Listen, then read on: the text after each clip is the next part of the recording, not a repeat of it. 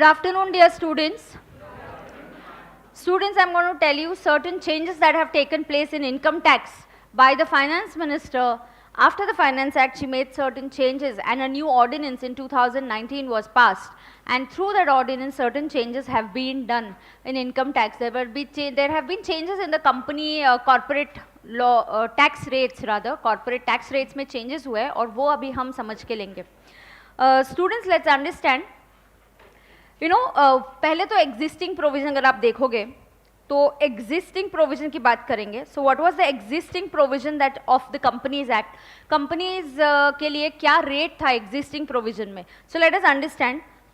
See, students, what am I teaching you right now? I'm teaching you the changes that have taken place in the corporate tax rates.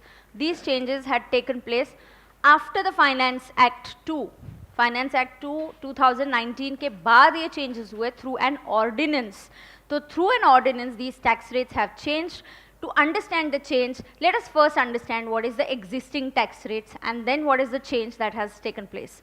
Now existing, अगर आपको याद होगा तो domestic company, आपका chapter 1 introduction में भी बाद में चेक कर सकते हो. डोमेस्टिक कंपनीज के जो टैक्स रेट्स थे, it was 30% for other companies and 25% if my turnover is less than 400 crores in PY 17-18. So PY 17-18 का अगर मेरा turnover 400 CR से कम है, such domestic companies had an option of, for them the tax rate was 25% and for other domestic companies, मतलब जिनका turnover 400 crores के ऊपर है, उनके लिए क्या rate था 30%. Now let us understand. Domestic companies का surcharge का rate क्या था? Existing provision 7 and 12. This is between 1 crore to 10 crores and about 10 crores it was 12%, right? Now what is the change? Let us understand. The change is this, and this change is not compulsory. This change is optional. 2 new sections have been introduced. What has done? 2 new sections have been introduced. Now what are these 2 new sections that have been introduced? Let us understand. Students, ये जो 2 नए sections introduce किए गए, this is section 115BAA and 115BAB. So you have 2 new sections जो introduce किए गए. सबसे पहले ये compulsory नहीं है. These are not compulsory. These are optional.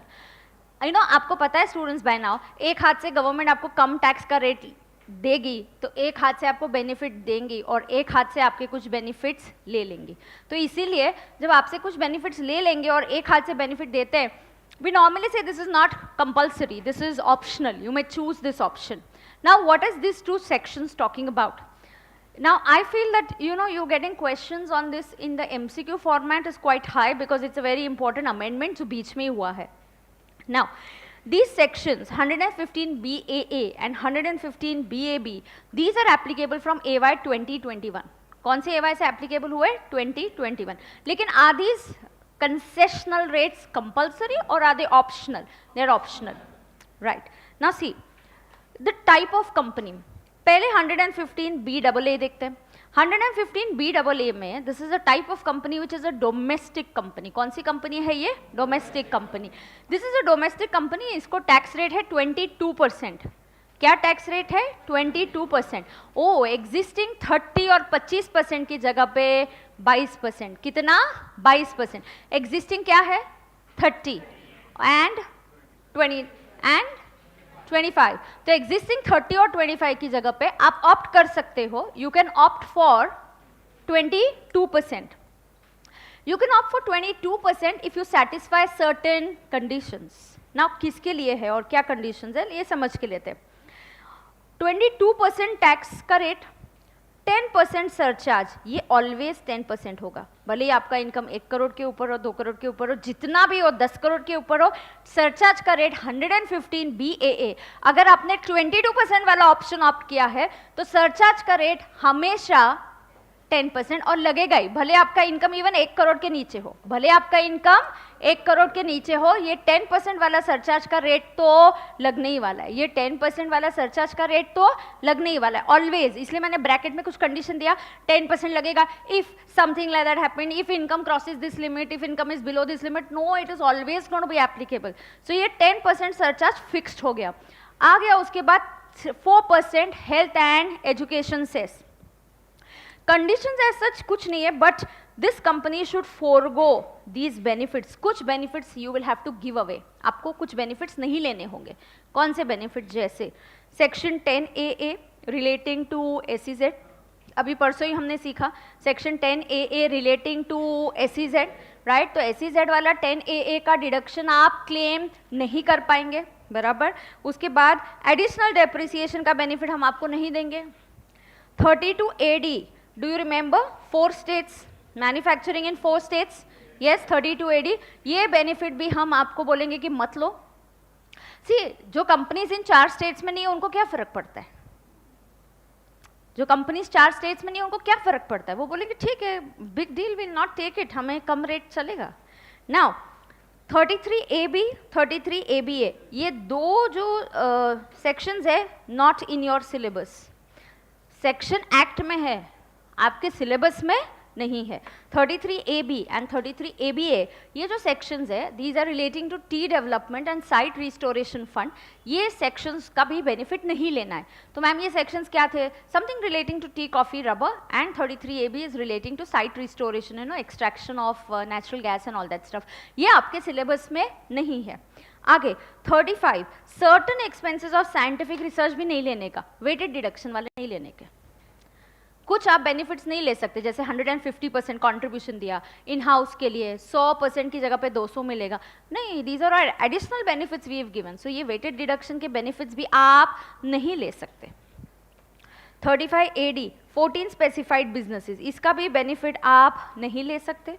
35CCC agricultural extension project, agricultural extension project में भी वेटेड डिडक्शन है 150%। नेशनल स्किल डेवलपमेंट जो अगला है CCD, उसका भी बेनिफिट आप नहीं ले सकते। Plus you can not take deductions in part C of chapter 6 से। Part C of the chapter 6 से talks about income based deductions, मतलब 80 IA2, 80 RRB, except you can सिर्फ टेक 80 JJA, ये आप डिडक्शंस क्लेम नहीं करोगे। ये भी इनकम बेस्ड डिडक्शंस है, तो ये भी आप क्लेम नहीं करोगे। आगे आप सेट ऑफ भी नहीं लोगे, you will not take any set off losses allowed from earlier years. अच्छा, क्यों लॉसेज हुए अर्लियर ईयर्स के? ऊपर के बेनिफिट्स की वजह से। 35AD में पूरा का पूरा खर्चा, कैपिटल एक्सपेंडिचर 80 लाख की बिल्डिंग है, पूरी की पूरी आपने अलाउ कर दी, उस साल क्या हो गया? लॉस, उस लॉस को कैरी फॉरवर्ड कर दिया, फिर अब अगले ईयर उसको सेट ऑफ करते हो, तो you have to forgo all these things. ये बेनिफिट्स फोरगो करोगे तब इस 22% में आओगे। और कंपलसरी नहीं है कि फोरगो अभी करना है, वेट, इफ यू फील कि 2 ही साल बचे ना सेट ऑफ के, ले लो 2 साल में सेट ऑफ और 3rd ईयर में इसके लिए ऑप्ट कर दो। ऐसा कंपलसरी नहीं है कि आज ही ऑप्ट करना है, डिसीजन आपको आज ही बताना है गवर्नमेंट को, ऐसा कंपलसरी नहीं है। So when I am going to file the return for AY 2021, I am going to sit with the client and tell him कि लुक, ये बेनिफिट्स है हमें नहीं मिलेंगे और हमें 22% का टैक्स 22% का टैक्स रेट लगेगा। फिर आप इफेक्टिव रेट में निकाल सकते हो, 22 पे 10% सरचार्ज 4%, और तुम्हारा इनकम कितना है। नॉर्मल में कैसे होता है, सरचार्ज का रेट वेरी होते जाता है, इनकम पे बेस्ड होता है। So all these things we have to take into consideration and then decide what is to be done. Now students, see what is going to happen. I'm going to tell him ये deductions नहीं है, और plus एक और फायदा है, तुमको mat नहीं लगेगा। सी, जब मैंने आपको AMT सिखाया, आपका पहले रिएक्शन क्या था? AMT क्यों लग रहा है? क्योंकि बेनिफिट्स दिए, तो एक जगह बेनिफिट्स दे रहे हो और फिर अल्टरनेट टैक्स ले रहे हो, तो उससे आप लोगों ने क्या बोला? बेनिफिट्स दो ही मत। एंड एग्जैक्टली आप लोगों ने जो बस एक लेक्चर में AMT पढ़ के ये कर दिया। Think about people who are paying this taxes from their pocket and they're telling government, क्यों ले रहे हो यार हमसे टैक्सेस, बेनिफिट मत दो हमको। Why are you taking these taxes? Don't give us the benefit then. There's no need of giving us the benefit. So MAT नहीं लगेगा, तो आपको चॉइस करना है। क्यों? बैठ के सोच समझ के चॉइस क्यों करना है? Because once you decide you're going to opt for this, फिर you don't have any option. हाँ, एक बार आपने ऑप्ट कर दिया, you cannot come out of it. You will have to stick under this section only. हाँ, हम force नहीं कर रहे हैं ना, अब भी करो, तुम्हारे कुछ बेनिफिट्स बचे हैं, है ना। जैसे सेट ऑफ लॉसेज है, 8 साल में से आपके 2-3 ही साल बचे हैं, तो अब 2 साल बचे या 1 ही साल बचा है, तो आप बोलते हो कि let me finish this and then can I claim it in next AY? Yes you can, we are not forcing you to do it now, But once you go into that, you will have to remain in that section only, means you have agreed not to take the benefits I gave you, listed the benefits I've given you, and हमने आपका tax rate कम कर दिया. यहाँ कोई ये clause नहीं है 400 करोड़ के नीचे, 400 करोड़ के ऊपर, नहीं.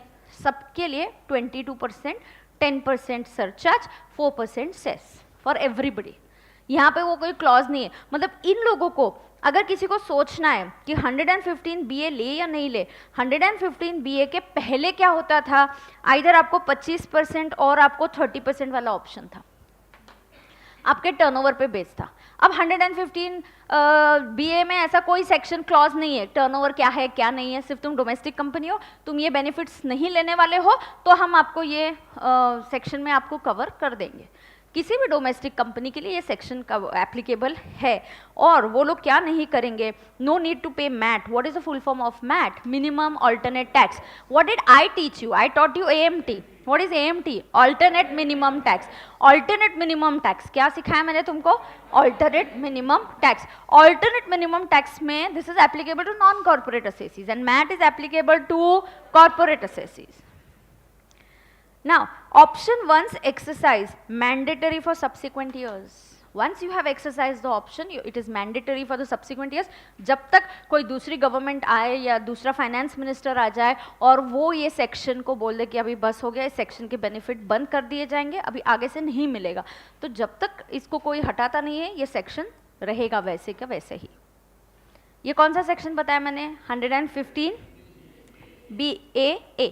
क्या दिया? एक तरफ से आपको क्या रेट दिया? बेनिफिट बोलो क्या दिया आपको? बेनिफिट क्या दिया? 22% टैक्स, बरोबर. दूसरा सरचार्ज का रेट 10%. पहले क्या था? 7 and 12. 7 कब होता? 1 CR के ऊपर 10 CR तक, एंड अबाउट 10 CR 12. देखो मैंने आपको एग्जिस्टिंग पहले इसलिए दिया है. About 10 CR 12%, between 1 to 10 CR it was 7%. आप देख लो इफेक्टिव रेट, यू नो, आप अलग अलग ऑप्शंस में इफेक्टिव रेट देख सकते हो. जैसे अगर किसी का इनकम, सुनो, किसी का इनकम बिलो 1 CR है, कितना है? बिलो 1 CR, उसका टर्नओवर भी लेस देन 400 करोड़ है, तो उसको रेट क्या लगेगा? 25% प्लस सरचार्ज का रेट 0. 1 करोड़ के नीचे सरचार्ज नहीं है ना, और फिर सेस लगेगा कितना? 4%. तो बताओ इफेक्टिव रेट क्या हुआ? Give me the effective rate. Round 26%. और उसको अगर अभी ऑप्शन लेना है तो उसको 22% प्लस 10% सरचार्ज प्लस 104%, कितना आएगा? 25.168. So you can take a call. हाँ, लेकिन याद रहे यहाँ पे रेट हमेशा 25.168 है, बट ये सिचुएशन, ओल्ड सिचुएशन में अलग अलग रेट्स हो सकते हैं. कभी 25% में जा सकते हो, कभी 30 में जा सकते हो, कभी सरचार्ज 7% होगा, कभी सरचार्ज 12% हो सकता है. 7-12 का ऑप्शन है. कभी 7% होगा, कभी 12% होगा, depending upon your income, depending upon your income, depending on your turnover. Turnover भी कितना है उस पर भी टैक्स रेट डिसाइड होगा 25 या 30. इसके बदले अभी क्या कर दिया? सीधा सिंपल 22 फ्लैट, 10% सरचार्ज हमेशा, 4% cess always. Don't take the benefits that I have told you. MAT भी पे करने की जरूरत नहीं है. फिर एग्जिस्टिंग रेट्स, अगर तुम एग्जिस्टिंग में जाते हो, एग्जिस्टिंग प्रोविजंस में MAT is applicable. So MAT is applicable under existing provisions. तो मैम हमने आपने हमें मैट क्यों नहीं सिखाया? क्योंकि मैट आपके सिलेबस में नहीं है. कॉर्पोरेट का tax calculation is that there in our syllabus? No, we have only calculation of AMT. So MAT is applicable under existing provisions. Note कर दो, MAT is applicable under existing provisions, लेकिन वो optional provisions जो आई है उसके under mat applicable नहीं है. बरोबर?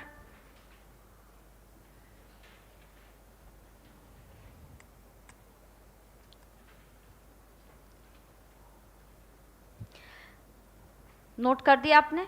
There is one more option. Did you just note this much?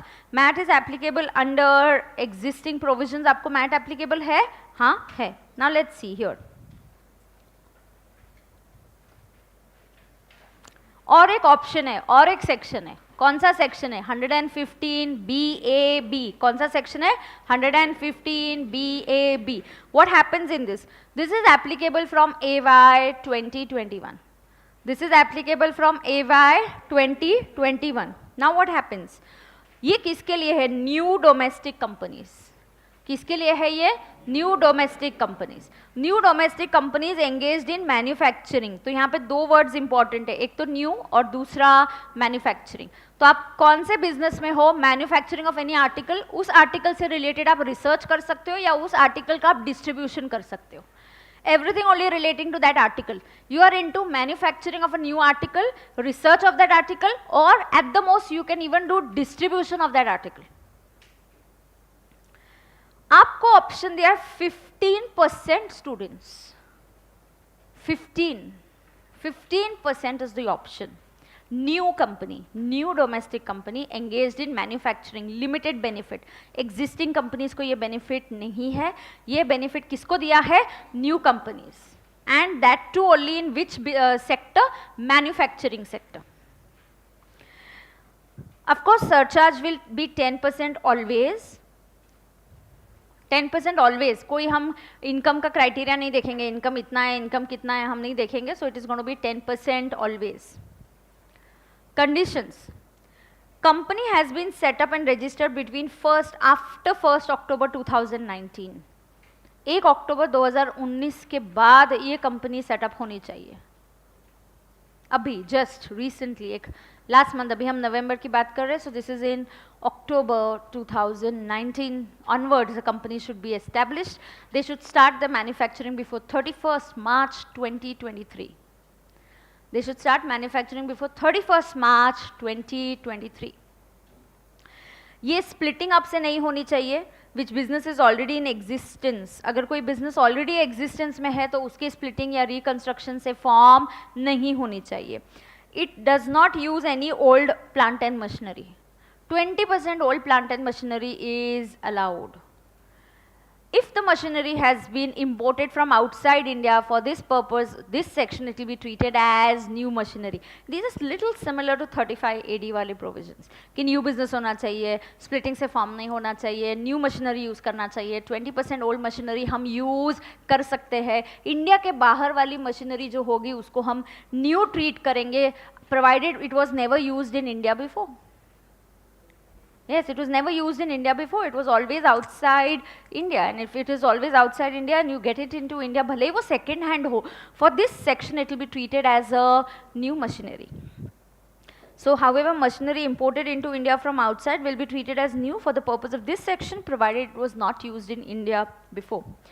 You should not use any building which was earlier used as a hotel or a convention center. So anything that is building ऐसे नहीं use करने जो पहले hotel या convention centre करके use किया जाए. क्यों? क्योंकि होटल और कन्वेंशन सेंटर से रिलेटेड कुछ 80I सीरीज़ वाले डिडक्शंस मिलते थे. तो ऐसा नहीं कि वही आपने वहाँ पे भी बेनिफिट ले लिया, अभी वही बिल्डिंग यहाँ पे कंटिन्यू करके आपने नया कंपनी स्टार्ट करके 15% वाला कंसेशन ले लिया. हम नहीं चाहते फिर. So we don't want you to use a building which was earlier used as a convention centre और earlier used as a hotel.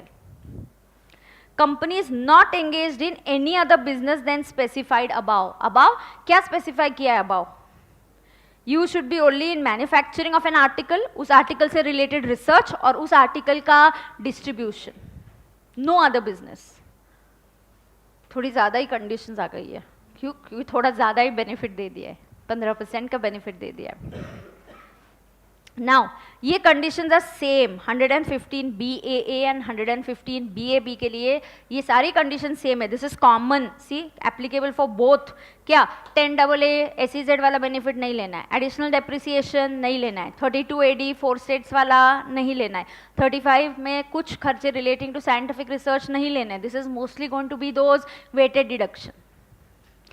35 AD 14 specified business का बेनिफिट नहीं लेना है. 35 CCC एग्री एक्सटेंशन प्रोजेक्ट का बेनिफिट नहीं लेना है. 35 CCD national skill development का बेनिफिट आपको नहीं लेना है. You don't have to take benefits given under chapter 6 से इनकम बेस्ड जो होते हैं, जैसे QQB, RRB, ये क्यों मिलते हैं आपको? You earn a particular income. I वाली सीरीज भी सारी इनकम पे बेस्ड है. सो जो इनकम पे बेस्ड डिडक्शंस है 80RA से लेके 80RRB तक, इनका बेनिफिट डिडक्शंस आपको नहीं क्लेम करना है. You can claim only one deduction, and which is that one deduction out of that is 80JJAA, new employ वाला. बाकी और कुछ नहीं क्लेम कर सकते. Set off losses is not to be allowed. कौन से लॉसेज, क्यों, कौन से लॉसेज? ऐसे losses which are rising because of these benefits जो ऊपर दिए, जैसे 35AD का बेनिफिट ले लिया, उसकी वजह से लॉस आ गया. ऐसे losses you have to forgo and you have to say हाँ ठीक है, I am not going to claim these losses, then you can come into this section. You feel no this is not fair, मेरा पहले वाला ही better है, तो पहले वाला ही फॉलो करो. किसी ने फोर्स नहीं किया आपको ये ऑप्ट करने के लिए. आगे, MAT applicable, yes, and once you opt for this, it is mandatory for subsequent years. Now, this is all about this 115 BAA and 115 BAB. Questions तो नहीं है, but क्यों? क्योंकि कंपनी एक्ट का हमें वो, मतलब सॉरी कंपनी एक्ट नहीं, कॉर्पोरेट असेसी का टैक्स कैलकुलेशन हमारे सिलेबस में नहीं है, बट हाँ MCQ के फॉर्म में you could always get these questions. You know what I have done, I have tried to summarize these special tax rates for you, क्योंकि then when I was talking about, I was writing about these 115 वाले sections, I said अरे आपको काफ़ी सारे हैं, तो मैंने एक उसकी लिस्ट बना दी यहाँ पे, तो एक ही साथ आपको ये लिस्ट रेडीली अवेलेबल हो जाएगी. पहले है 115 BB, ये है all assessees casual income, tax rate 30% plus लिख दो वहाँ पे, surcharge if applicable, surcharge if applicable plus 4% cess, surcharge if applicable and 4% cess. And you know students, over the last few years ना, इंस्टीट्यूट के जो हमने मल्टीपल चॉइस क्वेश्चंस देखे हैं ना, MCQ क्वेश्चन जो इंस्टीट्यूट पूछती है, उनमें ना इन सेक्शंस का वो जिक्र करते हैं. तो दे विल टेल यू कि मिस्टर एक्स का income is 3 lakhs and now calculate his tax under 115 BB. What is this 115? I don't know, but if I ask you casual income पे टैक्स रेट क्या, तो तुमको पता है. तो इसमें से ये मुझे लगता है कि ये सेक्शंस आपको एग्जाम व्यू पॉइंट के हिसाब से सेक्शन नंबर लर्न करके जाने पड़ेंगे. You will have to try and remember these section numbers. ये मैंने ट्रेंड देखा है इंस्टीट्यूट के जो मल्टीपल चॉइस क्वेश्चंस कुछ पिछले अटेम्प्ट्स के लिए उन्होंने मॉक टेस्ट पेपर्स देती है, उस क्वेश्चंस में they focused on these section number also.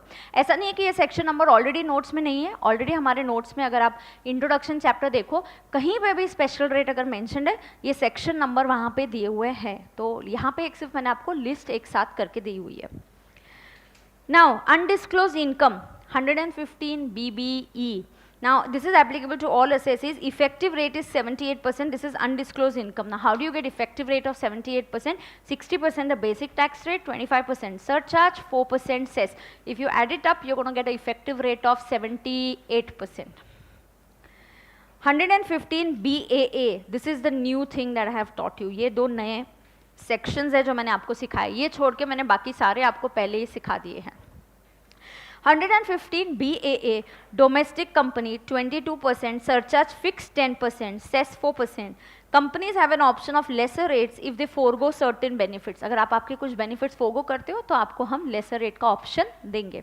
Of course ये applicable है AY 2021 से. ये दोनों are the new sections that have been introduced by the amendment 2019 का एक ordinance आया है, उसके through ये applicable कर दिया. 115 BBDA, 115 BBDA पता है ना आपको? अबाउ यस 115 BBDA क्या है? हाँ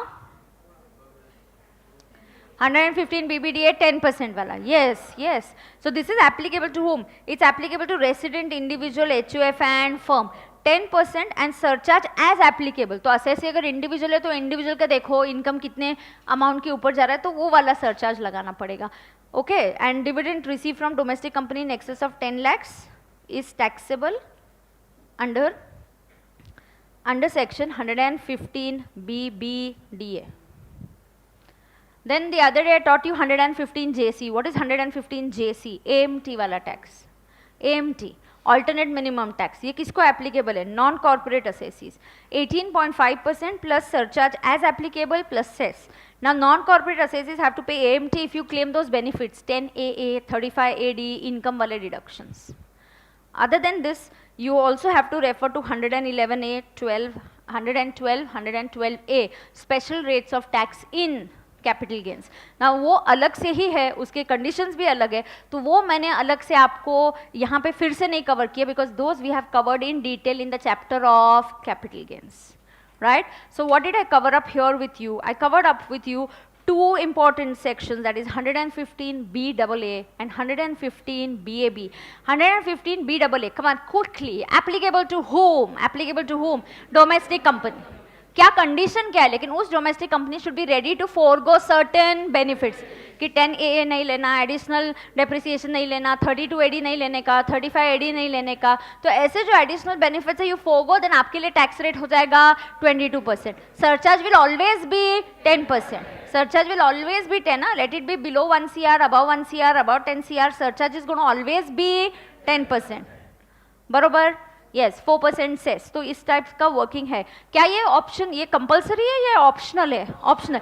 कब तक आप चूज कर सकते हैं? अभी जब आप return भरोगे 30 September 2020, 30 September 2020 when I'll file a return for my domestic company clients, we're going to ask them what option do you want, we'll discuss with them. They say no, we want the set off, या हमें कुछ benefits लेने हैं, तो we'll say okay, let's complete that benefit. 1 या 2 साल ही बचा है. जैसे यार 10 AA में कोई क्लाइंट अभी पिछले 15 सालों से 12 सालों से डिडक्शन ले रहा है या 13 सालों से लेते आ रहा है, ही सेज अभी 2 ही साल बचे, let's finish it and then let's go to this lesser rate and then we'll not claim it. Can they do so? Yes, but once they opt for it, they have to remain in this. But once they opt for it, they will have to remain in this.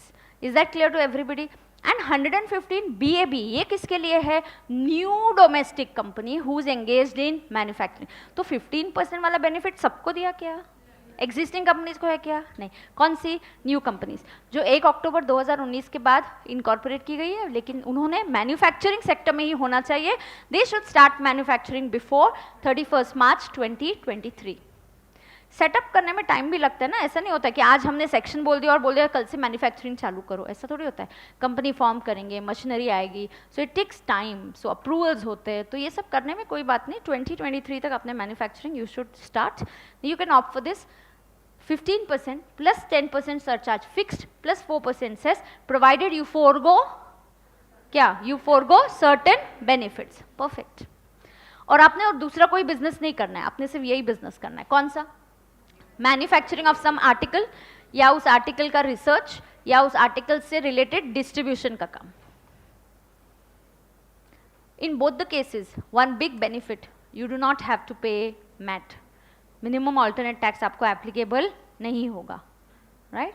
Mat का logic ही वही है ना, कि books में profit दिखे जा रहा है, प्रॉफिट्स दिखते जा रहा है, लेकिन जीरो टैक्स पेइंग कंपनीज होती थी, and that is the reason why they introduce MAT, और that is the reason why they introduced AMT, minimum alternate minimum tax, right?